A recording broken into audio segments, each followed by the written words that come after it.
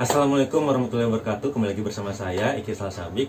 Dan kali ini di channel saya tidak ngebahas bahasa Jepang dulu nih, tapi saya ingin membagi pengalaman saya selama saya mempelajari bahasa Jepang sampai saya menjadi guru bahasa Jepang, walaupun S1 saya adalah bahasa Inggris. Nah, sebelum kita mulai, alangkah baiknya teman-teman semua yang nonton video saya dukung terus channel saya, komen, like, share, tentu subscribe ya, agar channel saya makin berkembang dan saya pun semakin semangat. Oke, kita langsung saja. Kalian di rumah bisa mencatat apa yang saya katakan. Nah, di sini ini apa yang saya katakan ini adalah pengalaman saya ya selama saya belajar bahasa Jepang dulu selama 3 tahun. Nah, yang pertama ya, kita harus ada niatnya dulu ya. Niat kita untuk mempelajari bahasa Jepang sungguh-sungguh atau tidak. Lalu yang kedua, itu ada minatnya. Minat kita itu mau kemana sih? Kita belajar bahasa Jepang ini untuk apa gitu kan?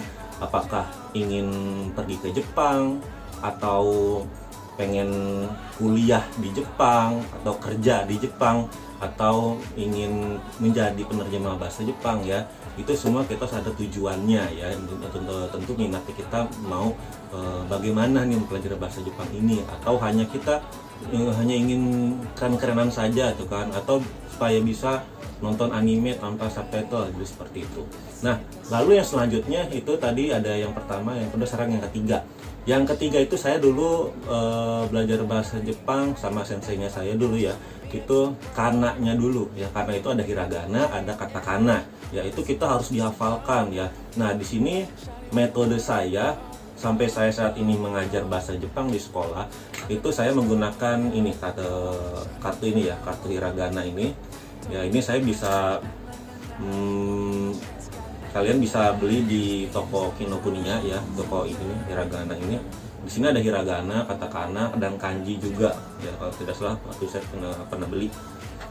Atau kalian bisa bikin di rumah ya dengan menggunakan kartu remi atau kartu domino ya, itu kalian tinggal print di Google banyak ya, lalu tempelkan di kartu-kartu tersebut.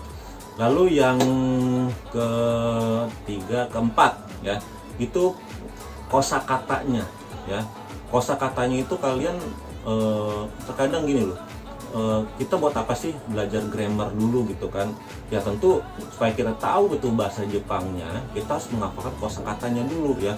Kosakata itu dari yang gampang saja dulu, kalian tidak usah pengen lebih dulu ya, karena kita ada prosesnya ya, nggak bisa langsung naik ke atas ya.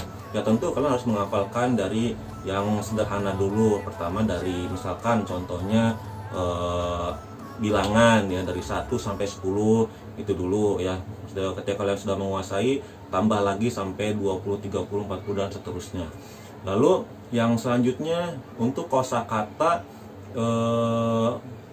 kegunaan ya, misalkan contohnya ada saya ya, ada banyak tuh, ada watakushi, saya, ada watakushi, watashi, boku ya kan, ore, dan seterusnya. Itu banyak ya. Lalu setelah kalian sudah menghafalkan kosakata bentuk saya, kamu, kita, nah itu langsung kita ke kosakata kata kerja atau kata benda yang lainnya. Jadi seperti itu ya.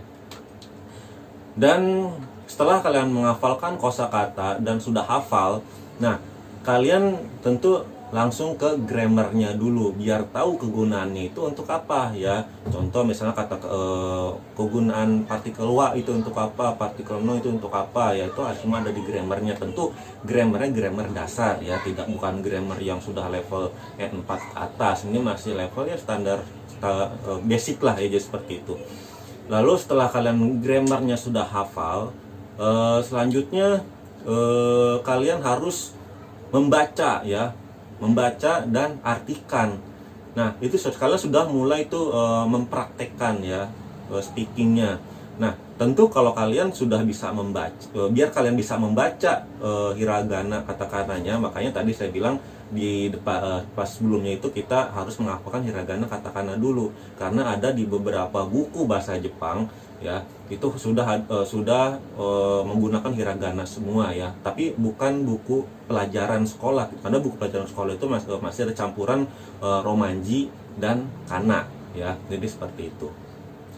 Setelah kalian membaca dan mengartikan, lalu kalian langsung latihan ya. Latihan itu bisa mempraktekkan sama temen, tentu dengan kosakata yang kalian kuasai ya. Nah, mempraktekkan sama temen atau otak-atik di Facebook, update status di Facebook dan seterusnya. Ya, itu pengalaman saya selama saya belajar bahasa Jepang ya, sampai saya akhirnya memutuskan untuk jadi guru bahasa Jepang ya. Lalu apa sih penunjangnya gitu kan? Penunjangnya ya bisa menggunakan film anime Jepang ya, atau lagu-lagu Jepang atau film-film Jepang. Tapi sekali lagi menurut saya untuk tambahan tersebut kayak belajar bahasa Jepang dari anime dan seterusnya.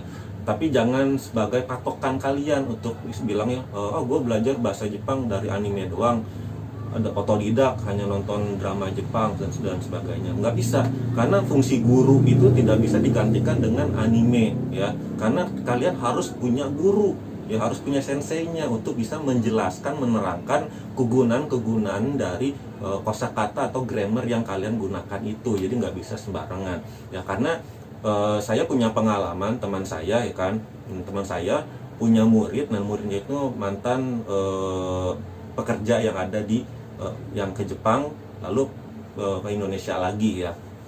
Beliau berbicara bahasa Jepang dengan temennya ya, teman-teman dari orang Jepang juga sempat kaget karena bahasa yang dia gunakan itu bukan bahasa yang sewajarnya, istilahnya bahasa formal ya. Dia menggunakan bahasa-bahasa ya bisa dibilang seperti anime lah gitu, bahasa-bahasa tidak baku, itu tidak baik ya. Karena orang Jepang itu melihat lawan bicaranya juga ya kan. Contohnya kalau kita ngobrol dengan lawan bicara yang lebih tua, tentu kita harus menggunakan kosakata atau bahasa-bahasa yang bagus juga ya. Jangan kalian ngobrol sama orang yang lebih tua menggunakan bahasa anime, contohnya pakai woku, ore, omae dan sebagainya gitu kan. Itu enggak sopan ya. Makanya kita harus lihat tingkatannya dulu. Makanya di Jepang itu ada bahasa keigo kayak gitu, bahasa lebih tingkatannya lebih luas lagi ya. Itulah bahasa Jepang ya. Nah, itu pengalaman saya belajar bahasa Jepang selama 3 tahun ya. Kok bisa sih saya belajar dari hanya kursus doang bisa menjadi guru, kok berani gitu kan. Nah, jujur saya S1 bahasa Inggris ya, pendidikan saya mengajar bahasa Inggris juga di sekolah. Nah, kepala sekolahnya bilang kalau kita punya bahasa asing selain bahasa Inggris, kalau tidak digunakan itu akan lupa. Nah, otomatis saya berpikir dan memberanikan diri untuk mencoba gitu kan, daripada apa yang sudah saya lakukan lupa gitu kan, mendingan saya membagi ke teman-teman atau ke siswa-siswa saya yang lainnya yang ingin belajar bahasa Jepang ya. Jadi seperti itu. Dan selanjutnya kalau kalian ingin belajar bahasa asing, jangan takut salah. Itu kuncinya. Jangan takut salah, jangan takut kalian bully sama teman-teman, oh bahasa Jepang lu salah, atau oh bahasa Inggris lu salah, gara-gara kalian update status pakai bahasa Jepang atau pakai bahasa Inggris di Facebook atau di sosmed lainnya ya. Itu yang membuat kalian menjadi tersendat ya, gitu. Kalian bisa menguasai bahasa asingnya itu karena kalau kalian sudah merasa takut dengan apa yang kalian ucapkan, apa yang kalian tulis, bener gak sih kosakata gua dan seterusnya gitu kan. Nah, itu nggak bakalan berkembang kalian. Kalian gak usah takut dengan itu semua, karena menurut saya ya, saya punya teman Jepang banyak dan saya juga nggak begitu menguasai bahasa Jepang dengan baik dan benar juga gitu kan. Nah, tapi orang Jepang, teman-teman di Jepang saya itu dia tahu gitu kan apa maksudnya, karena namanya bahasa itu sama-sama tahu gitu kan, bukan bahasa buku. Kalau bahasa buku ya tentu kalian harus menggunakan bahasa dengan grammar yang baik dan benar.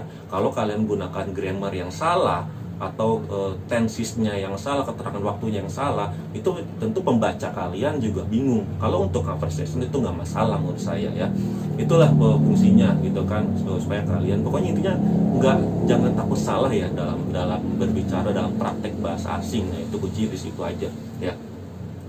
banyak pengalaman-pengalaman saya ya. Tentu dari pengalaman saya ini ya, belajar bahasa Jepang hingga menjadi guru bahasa Jepang juga nggak semudah dengan apa yang kalian pikirkan gitu kan. Tentu saya juga harus belajar lagi gitu kan, biar kan nggak lucu kalau misalnya guru ditanya sama muridnya tapi nggak tahu, kan nggak lucu gitu kan. Makanya ya saya terus upgrade terus kemampuan saya dalam bahasa Jepang ya. Jadi seperti itu. Oke, mungkin itu saja video saya kali ini di bulan suci Ramadan ini ya, biar kalian makin berkembang bahasa Jepangnya. Oke, itu saja. Sampai jumpa di video saya selanjutnya. Terima kasih sudah menonton video saya. Bye bye.